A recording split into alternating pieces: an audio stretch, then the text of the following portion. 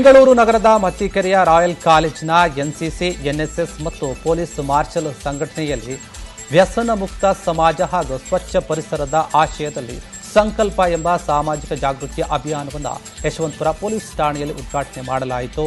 ಠಾಣೆಯ ಗೋಡೆಗೆ ಅಭಿಯಾನದ ಒಂದು ಸ್ಟಿಕ್ಕರ್ ಅನ್ನು ಅಂಟಿಸುವ ಮೂಲಕ ಜಾಲಹಳ್ಳಿ ಪೊಲೀಸ್ ಠಾಣೆಯ ಪೊಲೀಸ್ ನಿರೀಕ್ಷಕರಾದ ಶಿವಕುಮಾರ್ ಅವರು ಉದ್ಘಾಟಿಸಿ ಸಮಾಜದ ಎರಡು ಪ್ರಮುಖ ಸಮಸ್ಯೆಗಳಾದ ಡ್ರಗ್ಸ್ ಇತ್ಯಾದಿ ವ್ಯಸನಗಳು ಹಾಗೂ ಪರಿಸರದ ಕುರಿತಾದಂತಹ ಪ್ರಜ್ಞಾಹೀನತೆಯನ್ನು ತೊಲಗಿಸಲು ಈ ಒಂದು ರೀತಿಯ ಅಭಿಯಾನಗಳು ತುಂಬಾ ಅಗತ್ಯವಿದೆ.